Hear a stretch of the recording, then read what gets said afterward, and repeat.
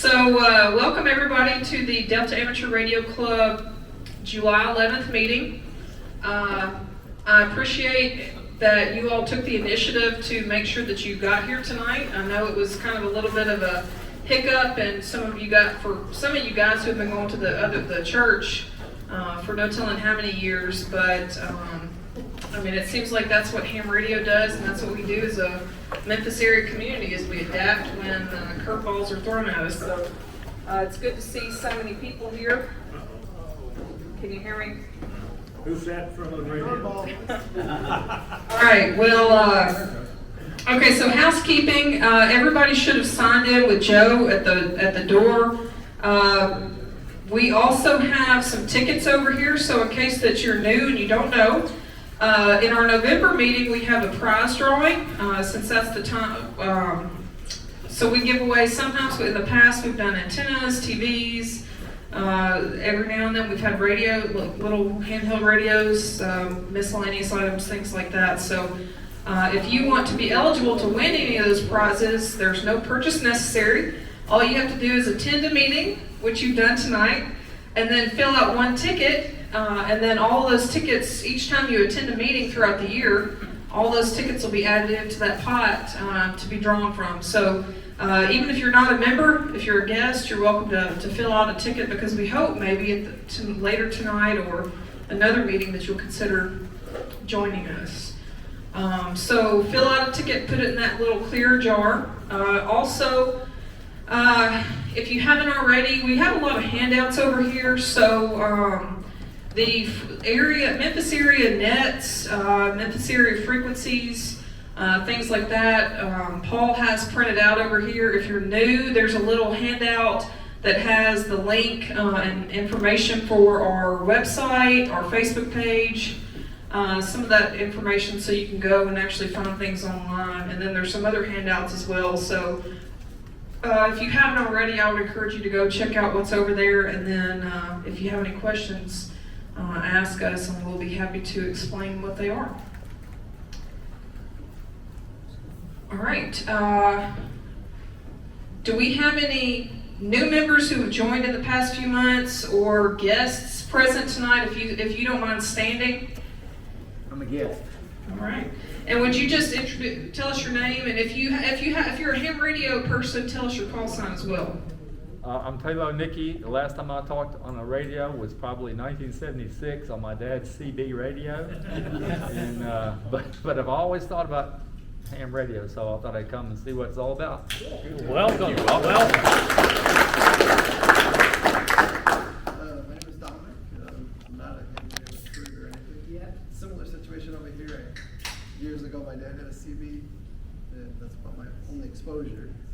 But I would like to understand how the ham works, and especially what's going on in today's culture. We need to connect with people that are very far from us. And so I'm more interested. This is my daughter, Anna. Okay. Welcome. All right. Welcome.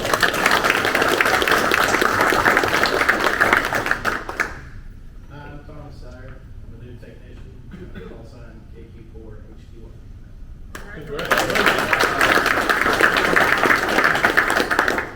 I'm Randy Red. I'm a new tech as well from the spring, and I actually work here at Mid-America, and because Joe did such a great job. Your arm is probably broken. Yeah. Where's that $20?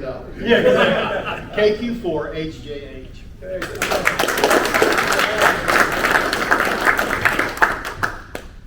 And I was going to bring this up next, so I'll come back to our new members and guests in a minute. But I just want to say thank you. So if we could give a round of applause for Absolutely. The last minute. I figured we'd be in the party room at some restaurant. We've been there before. But if any of our new members or guests tonight feel like sharing, what brings you? Was it the recent power outage, or did you already happen to have this on your calendar as one to attend? And if nobody feels like sharing, then that's fine. But no.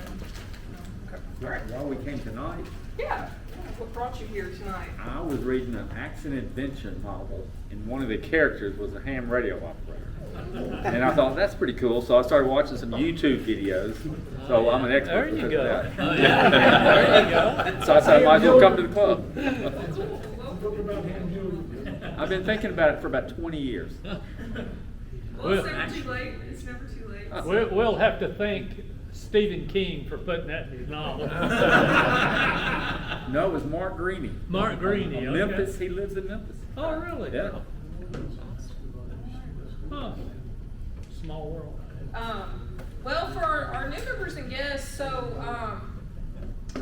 my name's Mary Jean Hall, Kilo Yankee 4 Foxtrot Bravo. I will say, like, we try to get out there and meet everybody, but if you haven't already, or if I haven't talked to you already tonight, and you have any questions, you're certainly welcome to reach out to me at any time. And I guess this goes for any of our existing members as well, because I do not have all the answers. I'm not going to pretend to have all the answers, but I guarantee you that I can reach out to Joe and he'll know somebody who has all the answers. So, with the hookups, with the connections, and anything like that.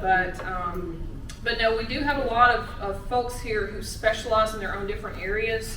So as you get involved in ham radio, like if you're interested in digital or satellite or solar boxes or the solar powered go boxes or whatnot, whatever you think that you want to get into, I guarantee that we've got somebody in this group who knows a lot about it.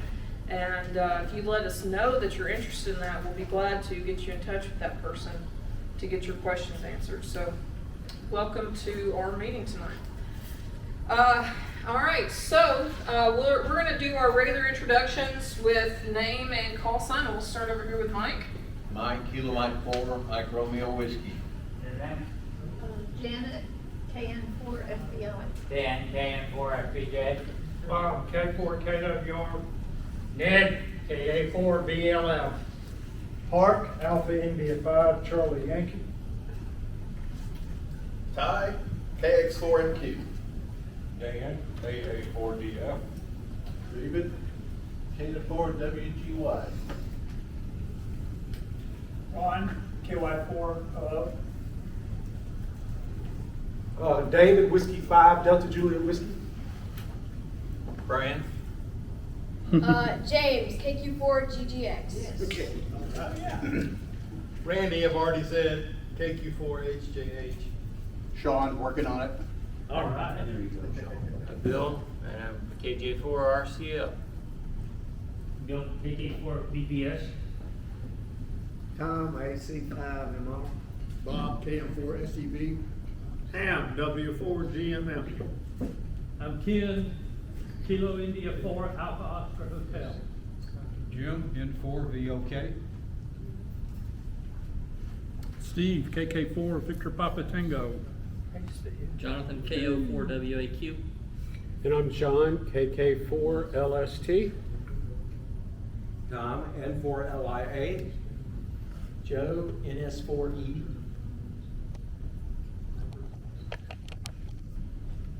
Bob, KW4RJ. Rick, N0 KYM.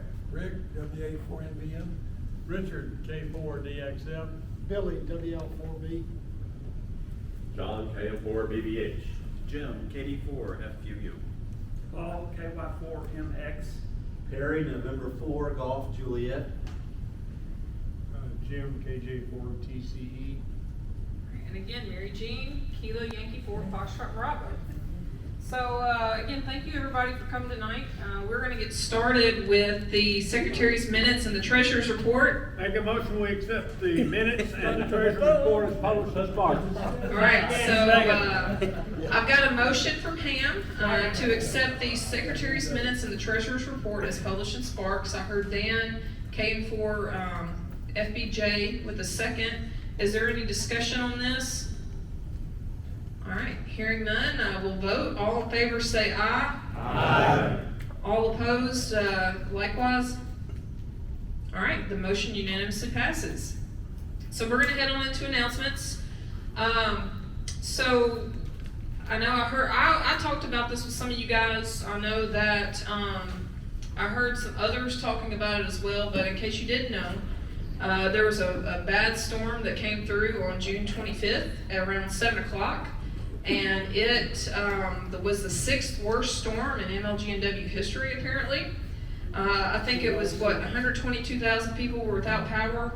I did not have power for 8 days, actually 7 days and 22 hours, and I think like 10 minutes and 30 seconds. Who's counting? Who's counting?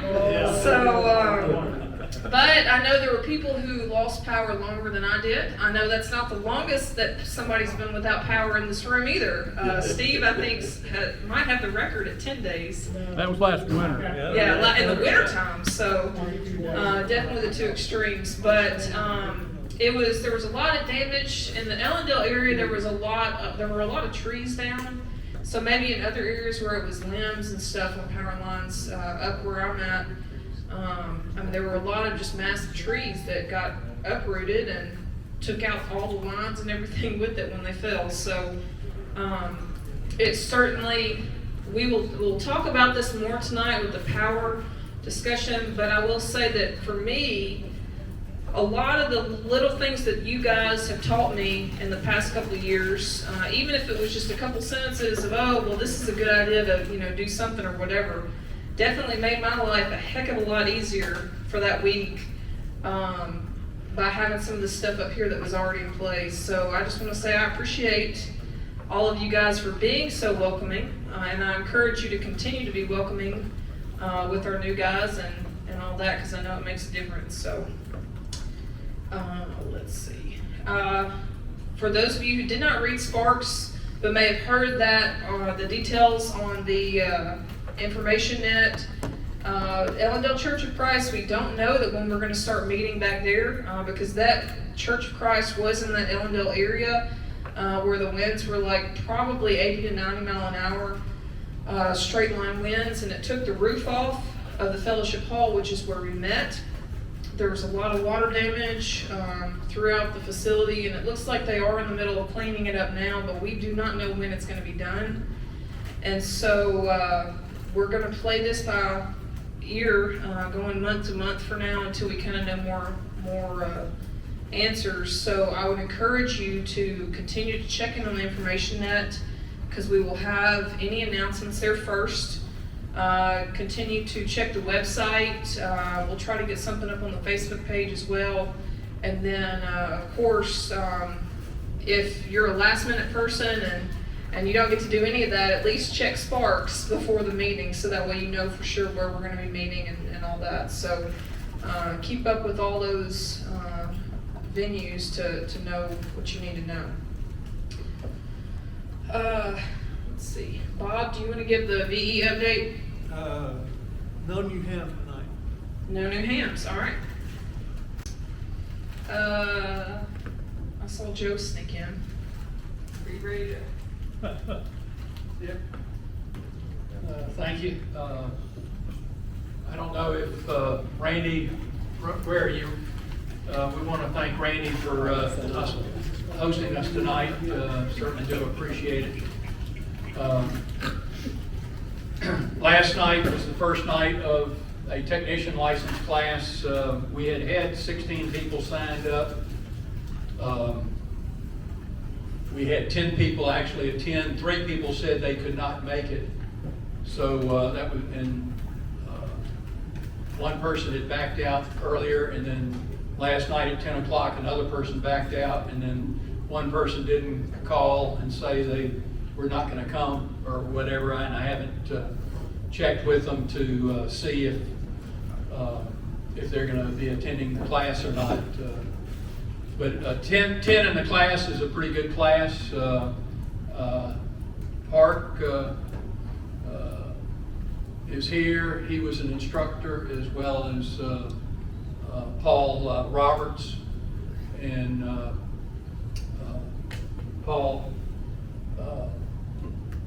was also KY4MX was there, since he'll be doing his chapter next Monday night. But it looks like it's a pretty good class. It's at the Memphis Police Department, Abilene Farm Station, and I believe Taylo is gonna join us, so, we'll have somebody come in, another person come in, after the first class, but, if they study, you're gonna probably have to study 20 hours outside of, class to, make up and be ready for the, exam, that's on, August the 7th. No other class, the next tentative class probably is general, starting in November, first part of November, and then an extra class in first part of January. And I do want to thank all of the instructors that have volunteered to be a part of the training class.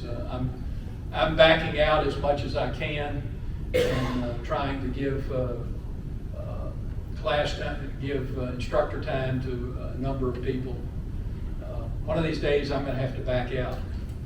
So that's good that we get other people trained into the technique. And I think it's been a fairly good technique that we use. Next item, I guess you want Huntsville. Did anybody pay for Huntsville? Jim, nobody's. How many people are going to pay tonight? 1, 2,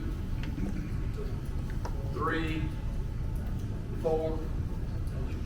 You've already paid. So How much ago? $99. We have 11 people. I've got one check in my pocket from Scott. That's 12. We need 11 more people to make it a viable trip. Otherwise, the club is going in the hole over $1,000. And that's just,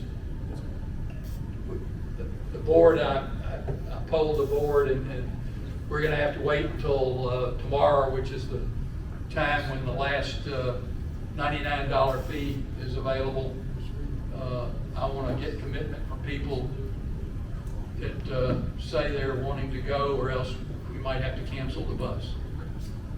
It's just, for 12 or 15 people, it's we just can't do it, I don't think. Financially, it would be probably over $1,000. For those of you, Go ahead. For those of you who don't know, the Huntsville Hand Fest is August 19th.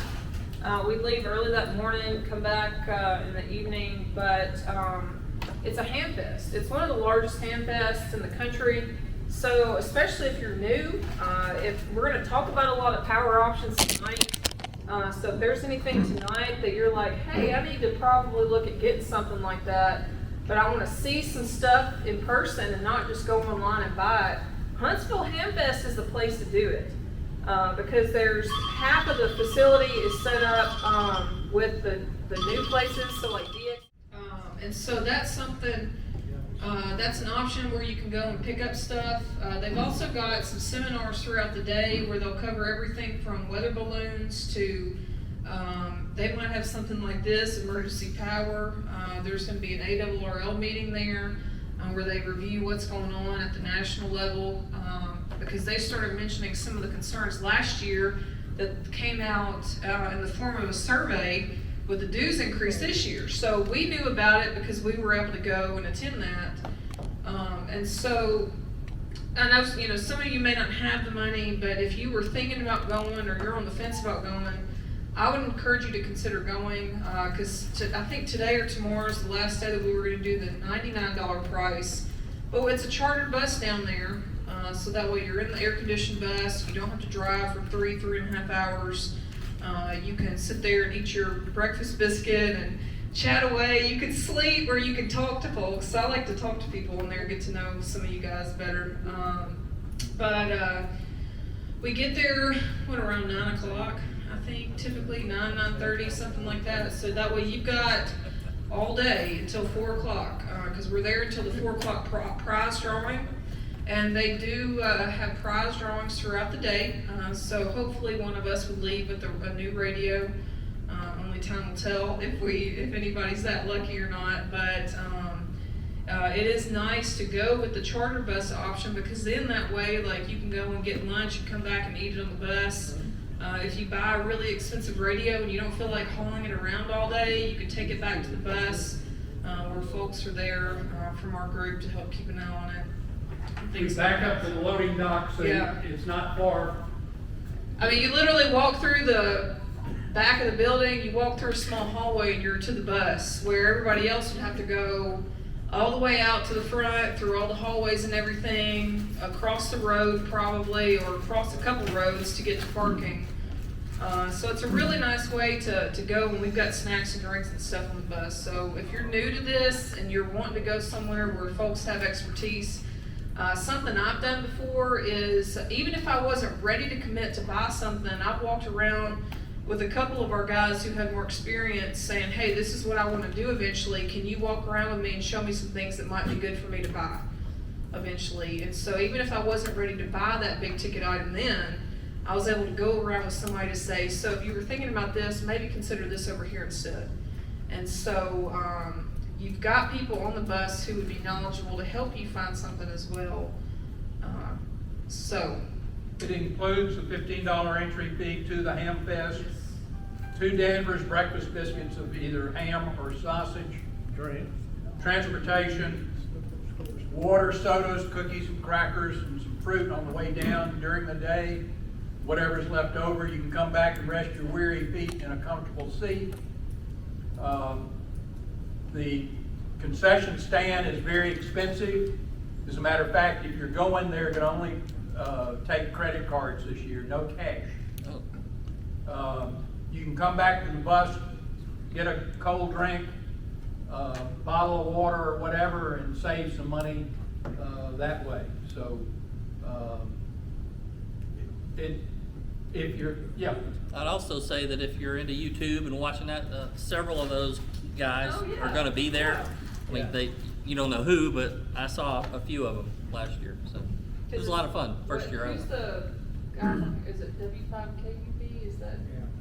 K5 KUV. K5KUB, but like he said, like Jonathan said, there are some guys there who are well known at ham radio who will go and they've got a booth and they'll do their show live right there during Huntsville, so, and like Joe was saying, so we, you know, the past few years, we've taken a little bit of a loss, because I know we haven't had as many folks ride down because of COVID and things like that, but, I mean, we don't want to lose too much money, because it takes a lot of effort behind the scenes to earn that money, especially by Joe and the guys who go and sell the consignment items and things like that. So we don't want to just write a huge check to take a deficit, but if we're close enough, I mean, it's a really good service to the club to be able to have this. And it is nice after the end of a long day of walking around and looking at stuff and buying stuff and everything, to be able to sit and not have to be the one driving for 3.5 hours, so. There are really good forums that you can attend to for information, some high-level folks teaching. So there's a great lightning protection one the guy teaches every year, and some really good forums too. You also forgot to mention, because you're gonna be having a test August the 7th or whatever here. Right. Well, No, they're gonna well- be testing again there too, so they'll have testing there. They did last year.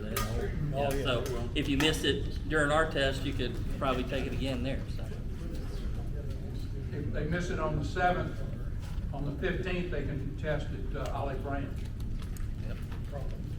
Or they can test on the 8th at Tipton County, in a total. I think we're missing a big selling point on the bus trip. Any ham that does not have their tech license yet, or if you do have your tech license, or if you've got your general and you have questions about radios, power supplies, antenna, coax, when you crawl on that bus to go to Huntsville, you have a huge bank of knowledge sitting in those seats, and they're your captive audience. You have a question about antennas, we'll have somebody on that bus, I think, Pat, right? That is a guru with antennas. And for 6-7 hours that day, you got access to them. They can't run from you, okay?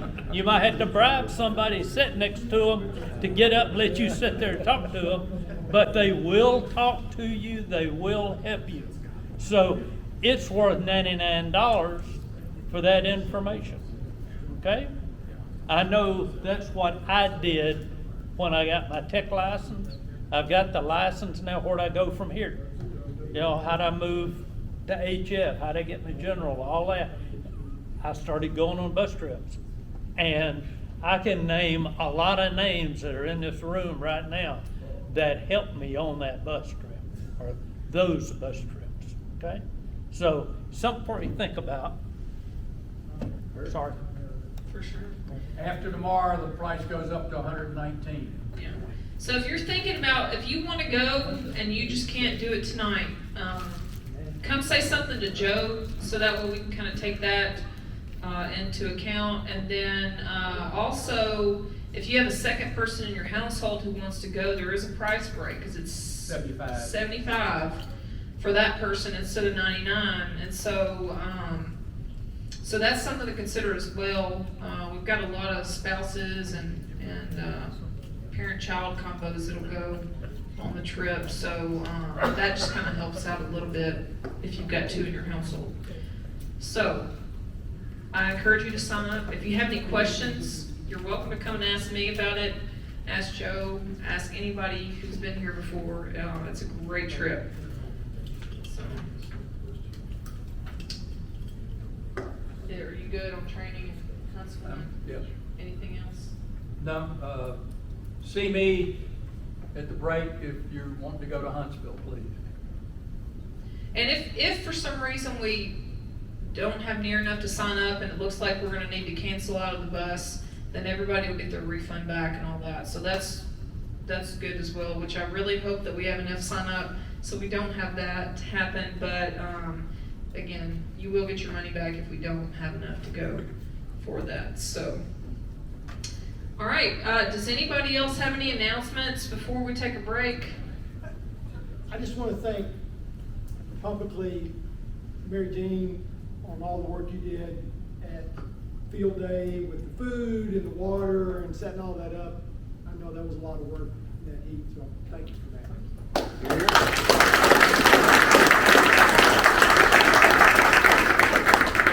I totally forgot about Field Day. Thank you.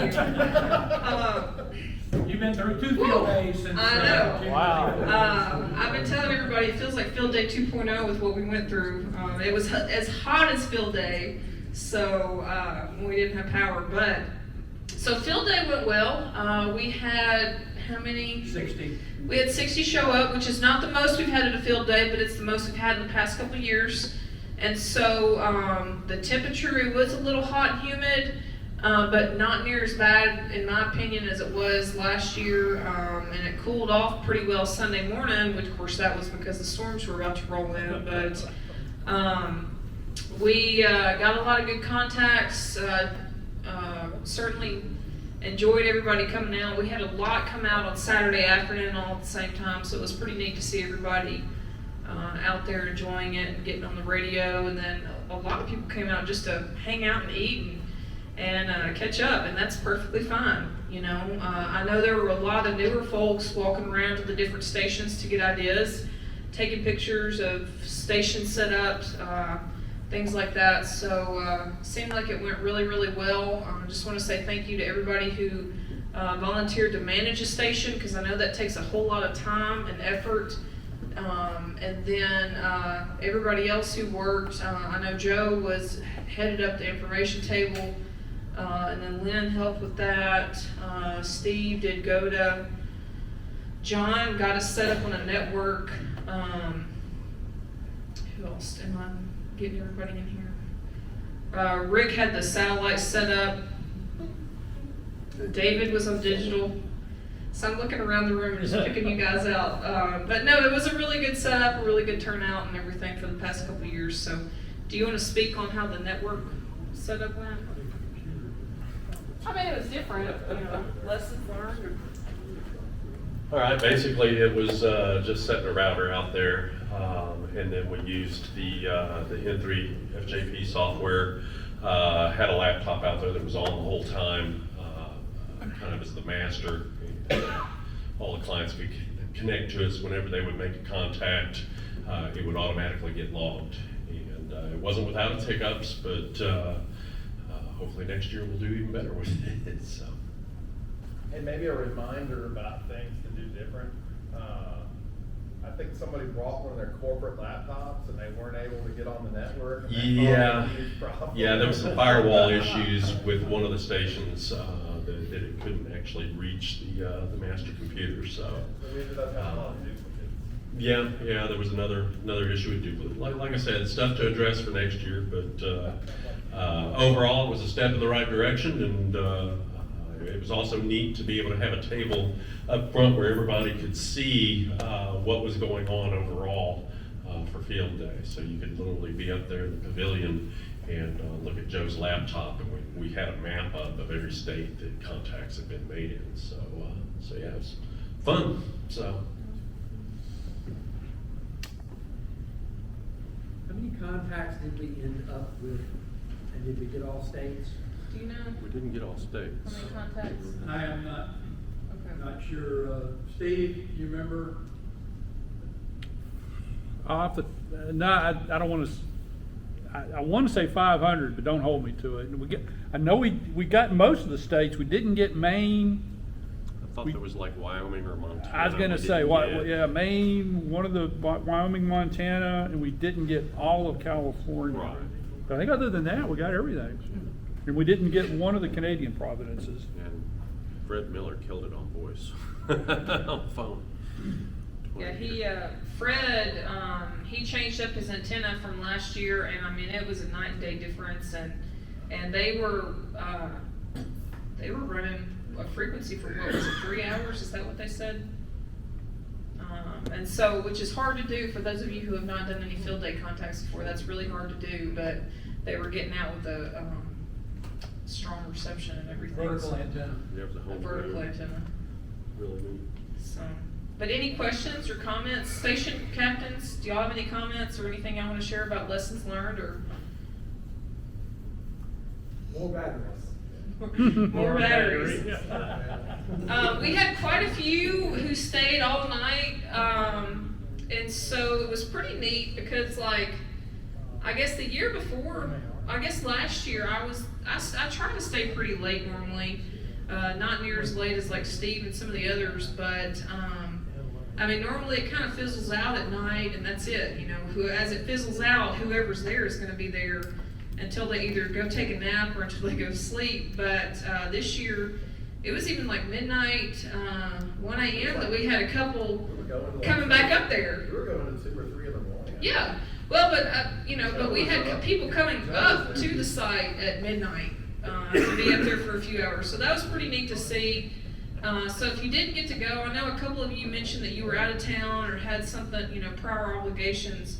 I would definitely encourage you to come out next year and get that on your calendar early, because it definitely, you know, everything was kind of knocked down for a couple of years, but we're growing in the right direction with it, and I know there were some changes that we tried to implement after last year, and it, you know, still didn't go as perfectly as we wanted it to, but it was a lot better than it's been before. So, you know, Propagation will be better next year. Yeah. 530 contacts, 40 on 80 meters, 191 on 40, 285 on 20, 14 on 6 meters. and then if you would like to look at pictures of the different stations that were set up, and then some of the other fun events going on, or the fun camaraderie, I guess, going on throughout the day. We've got pictures and sparks that you can go look at. There should be pictures on the Facebook page still, things like that. So you missed out if you weren't there, but we'll be happy to share, and hopefully you can make it next year. We even had a fire. We even had a small fire, but because we had people who knew what they were doing, and we had people who brought fire extinguishers, it wasn't a big deal at all. I had just done a emergency preparedness class the weekend before, and we had fire people out there teaching us how to. Fire suppression. Yeah. So it worked out pretty good. One thing when talking about fire, if any of y'all has KIDDE, K-I-D-D-E fire extinguishers, there's a recall. As a matter of fact, I had a recall. I took the fire extinguisher that Ham used back. It was my extinguisher. I took it and got it refilled at Floyd Fire Extinguisher Company, and they were telling me that the KIDDE had some recalls, and I got a new extinguisher because it seemed like they used a plastic head that wasn't seating properly. And if you have any KIDDE fire extinguishers, I'll be glad to give you the number to where you can call them and see if yours is still under recall. There's really not a time limit. It's the date that it was manufactured, and I've forgotten what that date period is. I had one that was was before the problem that they had, and one was during the problem and got a recall and got a new one in. Took about a week to get it in. Yeah, I've done that one before too. I had about 5 or 6 that I sent in, and I got 6 brand new ones with metal heads. That recall is like about 5 years old, but they're still doing it. Yeah. So I'm saying that so that people understand it. You might actually have a little bit older fire extinguisher, and it still qualifies for that. I think it goes back to like 2003 Yep. to 2014 or Those things are supposed to 17. be hydrostatically tested every 5 years anyway. So if they're over 5 years Yeah, you gotta old, shake it up. and you haven't spray it in my mouth. hydrostatically tested it, it's high warranty anyway. It burns, it works. All right, does anybody else have anything before we take a short break? Yes. First thing I learned in fire school 30 years ago, every fire will eventually go out. Take a break. Hey, I don't know, that grease fire I put out was going pretty doggone good. Every fire will eventually go out. Even a All right, so we'll take about a 10-minute break. I would encourage you, if you have a lot more experience and you've got a minute, go up to one of our new people or one of our guests who are here tonight. Maybe introduce yourself.